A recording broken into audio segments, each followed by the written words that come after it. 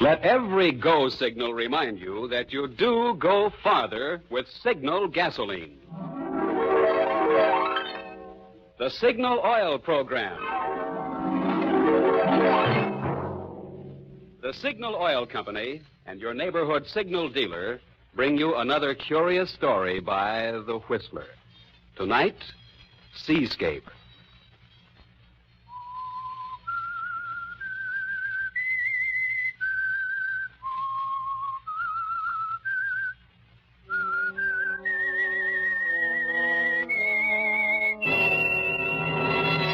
I am the Whistler, and I know many things, for I walk by night. I know many strange tales, many secrets hidden in the hearts of men and women who have stepped into the shadows. Presently, I'll tell you of nameless terrors of which they dare not speak.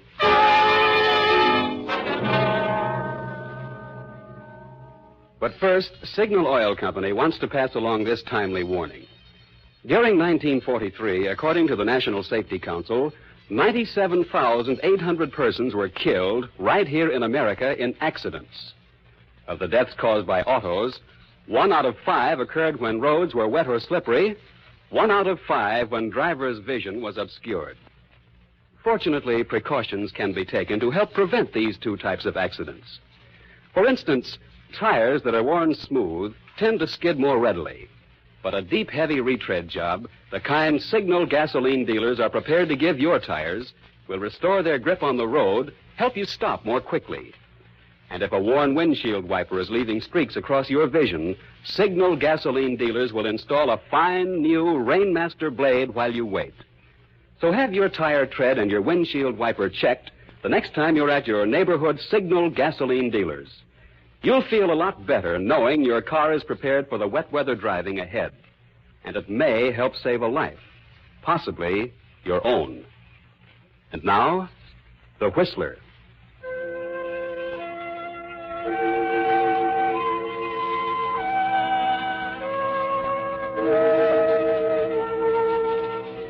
The Atlantic coastline from the Gulf of St. Lawrence south to Cape Hatteras and beyond is a treacherous one, an ever-present threat to the thousands of vessels which have for centuries moved in streams in and out of American ports. And the keepers of the lighthouses there are men with an awful responsibility. Men who must not only fight the perils of the storm, but must battle continually against the loneliness and despair of their vigil. It's not a very attractive life. No, especially for a girl like Madeline Murray, who 6 months ago came to live with her new husband, Richard, at their lighthouse on a rocky island off the coast of northern Maine. Good Lord. Just listen to that wind. Yes, Richard, I hear the wind. Things have been quiet for too long. Yeah, I got a strange feeling something's going to happen. I wish it would. Oh, now, Madeline. Well, I do. Tell you, I can't help it, Richard. I'm so weary of the same old rocks and ocean I could almost scream. It's been 6 months, 6 long months. I know. But I tried to tell you before we... Yes, you did. I admit everything. You were honest and above board. You said it would be lonely and cold and silent, and I said it didn't matter. That doesn't help me now. It's driving me crazy, I tell you. Oh, now, please, Madeline. All right, I'm sorry. Just like all the other times. But I've done everything I can. Yes, what? Well, for example, why didn't you go into Bengal for a vacation that time? I told you were free to go, and Aunt Elizabeth would have been glad to have you. Oh, I just didn't feel like going. But why? It's just what you Oh, want. don't ask me why. Just didn't feel like going, that's all. Madeline, look at me. You don't love me anymore, do you? No. Furthermore, I never did. Well, you can go if you want to, Madeline. I can't go, Richard. That's why I'm going crazy. I want to, but I can't. Why did you marry me? You want the truth? Yes. All right. I can't go. I've got to stay here for another year, maybe longer than that. It's the last place in the world they think of looking for me. Looking for you? What do you mean? Who? The police. Police? I killed a man, Richard. Oh, no, you couldn't Yes, have. but I did. You have to believe it. And after I killed him, I ran away. I didn't know which way to turn. That isn't until you arrived on the scene with your lighthouse. Who was it? A man I loved once. Murderess? You surprised? That's why I married you, Richard. Now, what are you going to do about it? Why did you have to tell me? Because I don't care anymore. Do you understand? As a matter of fact, I think the state prison has a lot of advantages over an acre of rock and a flock of seagulls. They'd hang you. Maybe. It has its advantages, too. You'll find out very soon. There's only one thing to do, Madeline. All right, fine. Radio the police. They'll send me to prison, Richard, but at last I'll be free. That's a laugh, isn't it? I'll be free of this rock and you.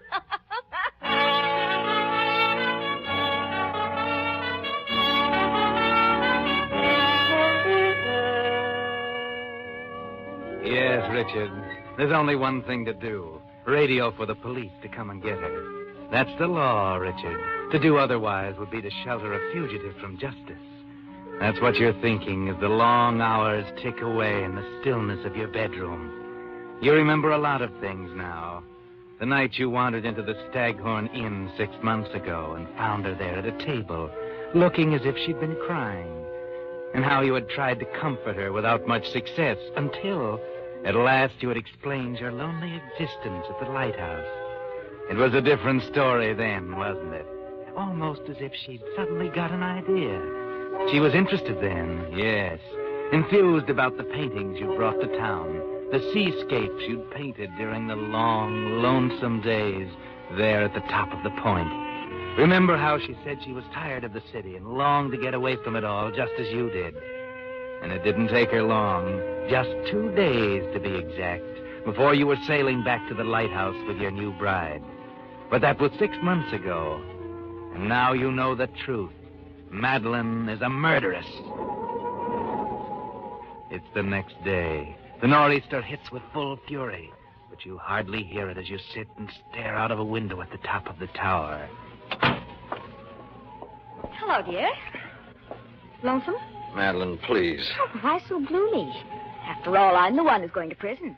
I still can't believe it. Oh, you will in time. Now, if you were a good husband, you'd be bustling around the house arranging a going-away party for me. You're not going away. You mean you didn't send the radio message? No, I couldn't. Oh, you love me. That's why, isn't it? Isn't it? Go away, will you? Well, certainly that's it. You couldn't bear to see me go. You couldn't take it, could you? All right, so I couldn't. But nobody else will get you. At least you'll be mine. Look! Up there off the point. Good Lord. There's a man out there in a skiff. He won't last 5 minutes in that surf. What's he doing? He's waving an oar. Give me that megaphone. Needs help. Take the lead, Di! You can't land on those rocks! That wave! Yes, he's going to get it. I'm going down there. Maybe I can help.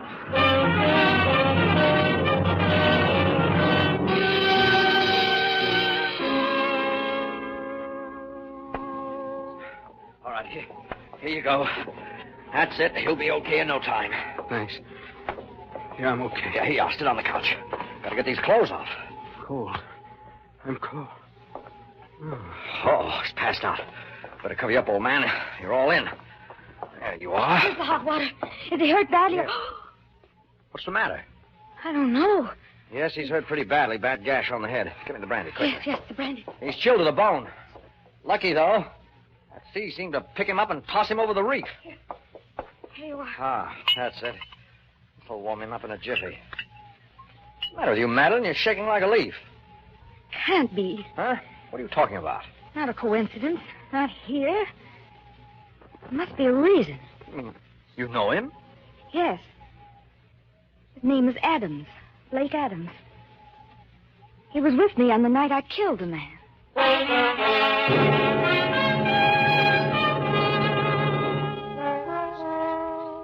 Yes, Madeline, the night you killed a man was a night neither you nor Blake Adams will forget for a long time. You're thinking now, as Blake lies there unconscious, of the afternoon the wire came from Maxie, saying he was just passing through town. Casual he was, just as if he hadn't run out on you, as if nothing had ever happened, just as if he were looking up a dear old maiden aunt. And when you told Blake about it, you were glad you couldn't read your mind, because it was full of murder. The way to do it didn't come to you, though, until Blake suggested you ask Maxie up to the apartment for a drink, just for old time's sake. Then it was as clear as a blueprint. Maxie was strictly a one-drink man, but this time one would be enough.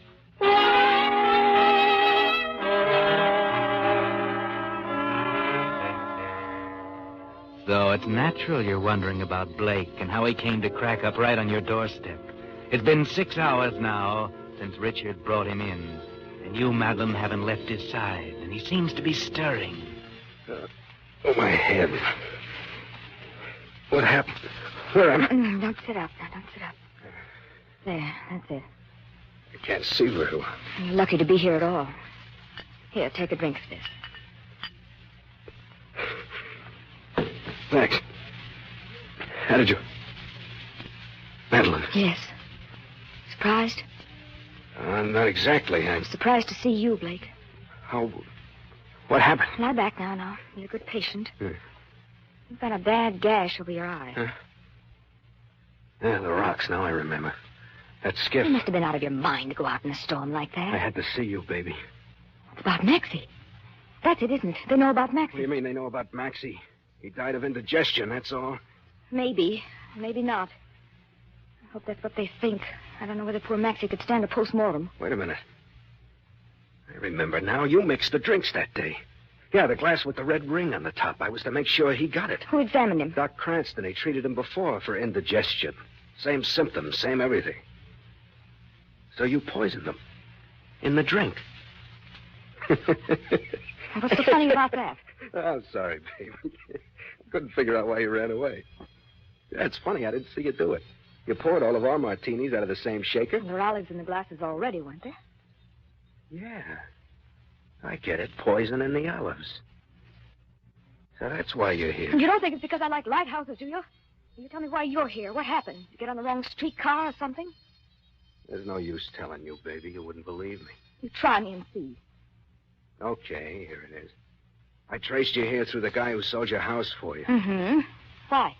Well, with Maxie gone, I mean, Well, come on. Well, you're making it tough. We were pretty good pals once after he ran out on you that time. Wait a minute. Are you trying to tell me? Yeah. I'm trying to tell you that I love you, baby. Since way before you met him, I tried to tell you a couple of times, but I guess I'm not the Charles Boyer type. It's twice as hard now. It was all my fault, Blake. I couldn't see very well in those days. I know. I don't know what to say. I know I'm not much of a prize, Madeline, but you could do worse. Blake. Yeah? This is on the square. Huh? What can I do to show you? Honest, baby, I'll do anything. Oh, if this is another blind alley, I'll die. It's not a blind alley, honey. It's a 4-lane highway. There's one thing you can do. What's that? You can kiss me.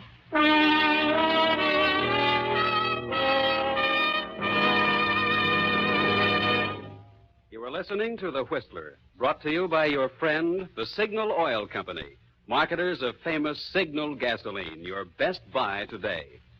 Remember to let every go signal remind you do go farther with Signal gasoline.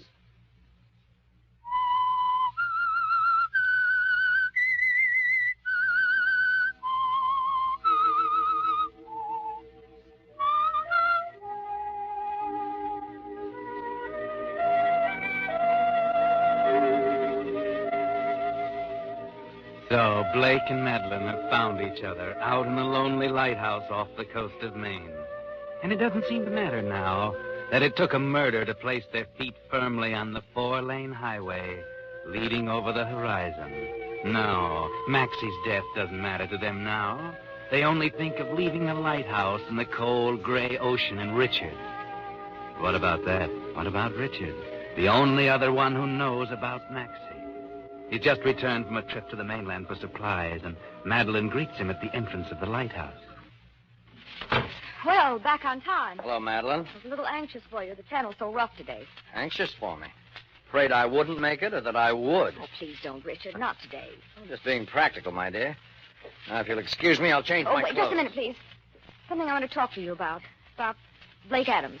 Oh, yes, the patient. How is he? Well, he's almost well enough to go. Too bad. You seem to be quite fond of him. Yes, Richard, I am. I love him and I want to go with him. What? We haven't told you because we planned to simply take the boat some night while you were asleep. You're out of your mind. You'd be picked up in a minute. They don't know about the murder, Richard. He died of natural causes.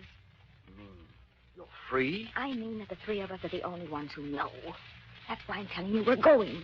Huh. The worm turns, eh? What was it you said a while ago? What am I going to do about it? You wouldn't go to the police now, would you? So I'm holding the strings at last. I'm a little more important to you now, huh? Richard, I love him. You've got to believe me. You don't know what love is. You can take your choice, Madeline. Stay here with me or hang.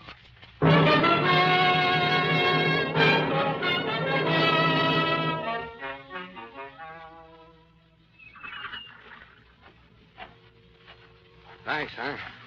What? It's hard to believe today that I cracked up right out there, just like a mill pond. What's eating you, Madeline? I don't know. Maxie, I guess. Oh, forget it. You know, we ought to take off tomorrow. I'm feeling pretty solid. What about Richard? I'll leave him here with his lighthouse. He'll never miss you. I told him about us.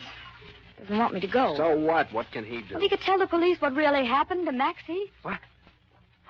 You mean he knows? I told him about it the night at the wreck. He says if I leave, he'll go to the police. Did you see, dear? How could I know you were coming? It didn't seem to matter whether I lived or died. He couldn't testify against you, but... Listen, does he know you poisoned Maxie? I didn't tell him how. Good. He won't be suspicious of his coffee, for instance. What do you mean? Yeah. It's a gamble, but we got a chance. We need 24 hours. Listen, it's about 3 hours from the dock on the mainland to the airport. I got a pal over there with a plane. We can make Miami in 9 hours with luck and catch the Clipper to Rio. I'll leave tonight and get everything set up. I ought to be back here by 8 in the morning. That's where you come in. You mean Richard? Yeah. You gave me some sleeping powder when I first got here. Is there any left? Yes, I think so. It's in the medicine cabinet. Okay, you take care of his breakfast. A good long doze won't hurt him. When he wakes up, we'll be halfway to Rio. Just one thing. Don't give him too much. He's got to live.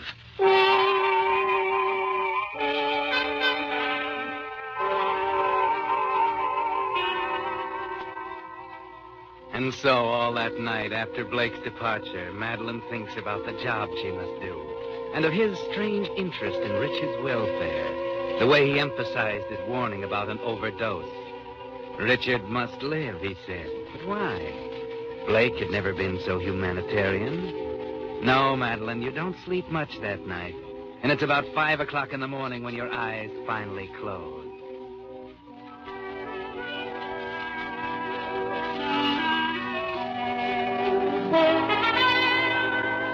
Suddenly you wake. You jump into your robe and slippers. Yes, it's 7:30 and Richard's bed is empty. Oh. Good morning, Richard. Oh. Hello. The dory's missing. And our good patient has left. Or am I telling you anything? Are you sure? Yes, I'm sure. Don't try and play innocent, sweetheart. Just what have you got up your sleeve? Well, he must have left after our talk yesterday. I told him I was going to be detained here. Oh, I see. Well, he's an ungrateful wretch sneaking off that way after I saved his life. So you've decided to be a good wife after all, eh? I'll fix your breakfast. No, don't bother. I've had it. What about coffee? No, thanks. I had a rotten night. I couldn't sleep a wink. Sorry to leave you alone, my dear. I'll be up at the light. Well, darling, I was hoping you'd have breakfast with me. Won't you? Well, aren't we considerate? I'm sorry about everything, Richard. You know, I could almost believe you. If I didn't know you better. I was so wrong, Richard. I lost my head, I did. Very well. Have your breakfast and come up to the light. There's something I want to tell you. And if you're still bent on being the perfect wife, you can mix me a bromide for this headache. Yes, Richard. Right away.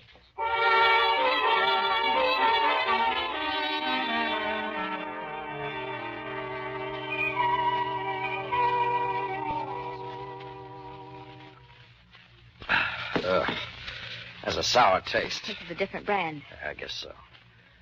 Now, about Blake. He knows all about your past? Yes. And are you sure of him? Well, what do you mean? This. Well, an article has been torn out. Now, off the front page. You can still make out the tips of the top headline. Go on, look at it. Well, what about it? It said reward offered.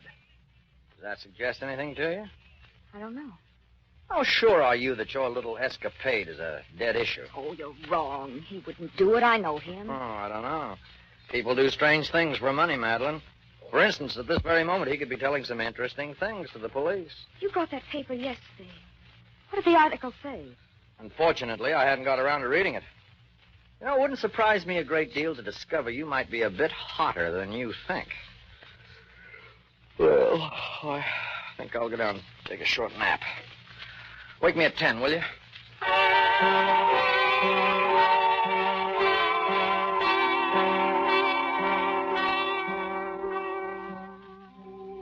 It's almost 9 and still no sign of Blake. Madeline tries to shrug off the suspicion in her mind, but it's there to stay, and it keeps growing, growing, growing.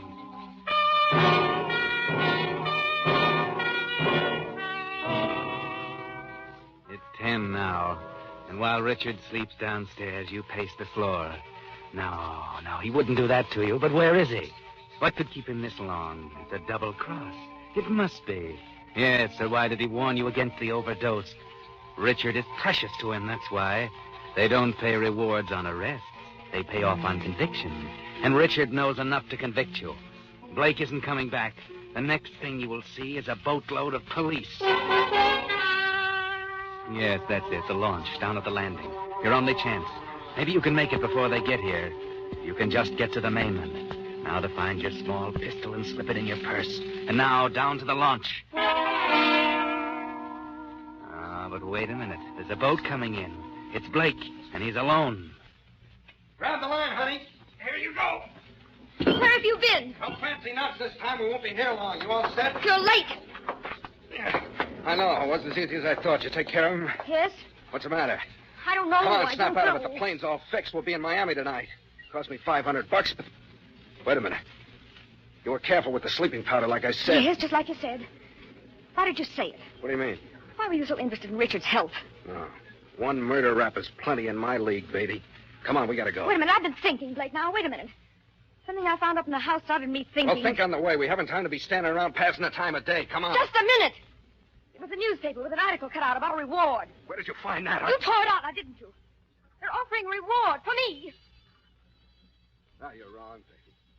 They're not offering a reward for you. There was something in it I didn't want your husband to see. Here, look. Does this make you feel any better? Receipts for the charter plane and 2 reservations to Rio. Does that look like a double cross? I don't know. You gotta believe me. But we can't stand here arguing. All right, I'll get my bag.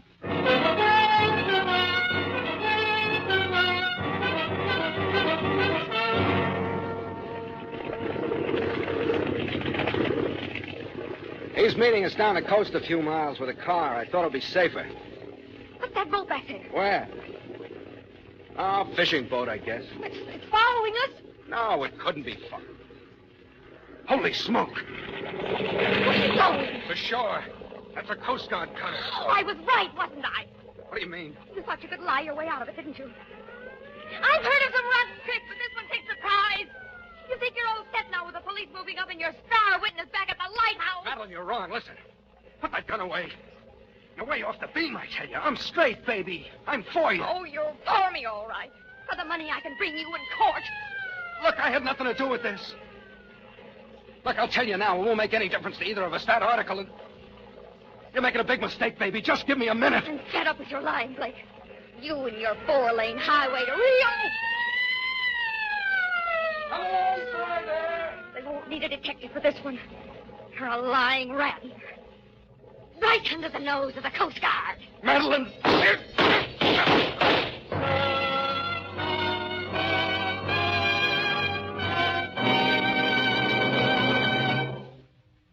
The Whistler will be back in just a moment with a strange ending of tonight's story. Meantime, here's the answer to a question many drivers have asked. Does motor oil have any effect on gasoline mileage? The answer is yes, definitely. It's only logical that anything that helps your motor run better will also help it deliver more power from the gasoline it uses. That's why the 7-way protection which Solvent Refining gives Signal 4-Star Motor Oil is doubly important today.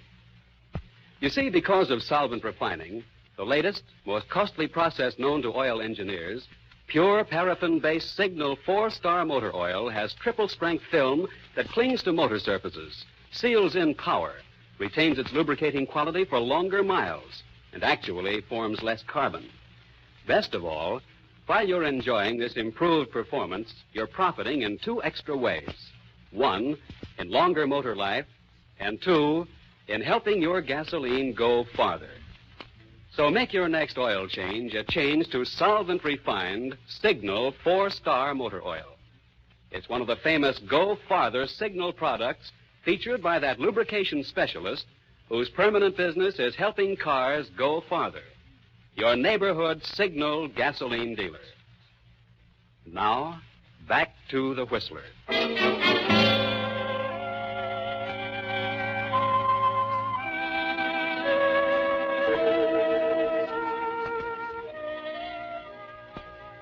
It was too bad that Madeline didn't wait a few seconds longer, or she would have saved herself a great deal of trouble and a long term in the penitentiary. But that's the way Madeline always did things. Jump first and think afterward. That's why she ran away a few minutes after poor Maxie took the drink and died, before anyone noticed that he had drunk the martini, but had left the olive she had poisoned untouched. And that's why she shot Blake, before he had a chance to tell her that it was he the police wanted for Maxie's murder. Yes, he had had the same idea that day, and he put poison in Maxie's martini, too. And that was the poison that killed him, because it was in the drink itself. You see, he really loved Madeline, and Maxie was the only one between them and the 4-lane highway over the horizon. And when at last the poisoning was discovered, the poison traced, and the reward offered for his apprehension, Blake knew he'd have to run away. That perhaps there in the lighthouse she hadn't heard of it and would go with him. That's why Richard had to live. Because after all, it wouldn't do to have a murder rap hanging over her head, too, would it?